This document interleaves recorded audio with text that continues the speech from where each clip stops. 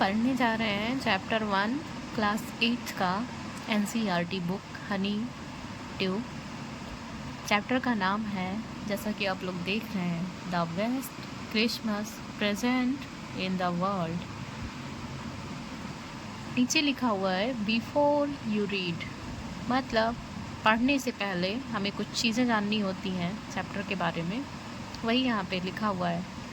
Before you read में पहले से ही लिख दिया गया है, देयर आर सम डेट्स और periods of time in the history of the world that are so significant that everyone knows and remembers them. The story you will read mentions one such date and event, a war between the British and Germans in 1914. Can you guess which war it was? अब इसका मतलब समझते हैं हम। There are some dates.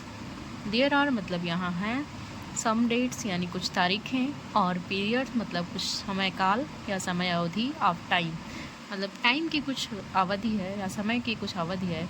In the history यानी इतिहास में, of the world संसार के, दैट जो, आर है, सो सिग्निफिकेंट बहुत ही सिग्निफिकेंट यानी कि बहुत ही अद्भुत या बहुत ही पॉपुलर है या प्रसिद्ध है, दैट जिसे एवरीवन नोज हर कोई जानता है, एंड रिमेंबर्स देम और उनको याद करता है। The story you will read जो कहानी तुम लोग पढ़ोगे, मेंशन करती या बताती है वन सच डेट ऐसी ही एक घटना, एक तिथि, एंड इवेंट और घटना को। ए वार एक युद्ध between the British and the Germans यानी कि ब्रिटिश और जर्मन्स के बीच में एक वार जो 1914 यानी 1914 में जो हुआ था। कैन यू गेस क्या आप बता सकते हैं या अनुमान लगा सकते हैं विच वार इट वाज कौन सा युद्ध था ये।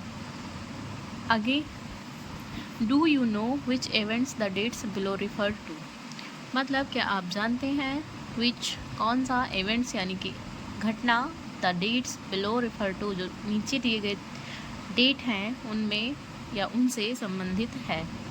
जैसे पहला है 4 जुलाई 1776, सेकंड बी नंबर है 17 दिसंबर 903, सी है 6 अगस्त 1945, डी है 30 जनवरी 1948, ई है 12 अप्रैल 1961, एफ है 20 जुलाई 1969।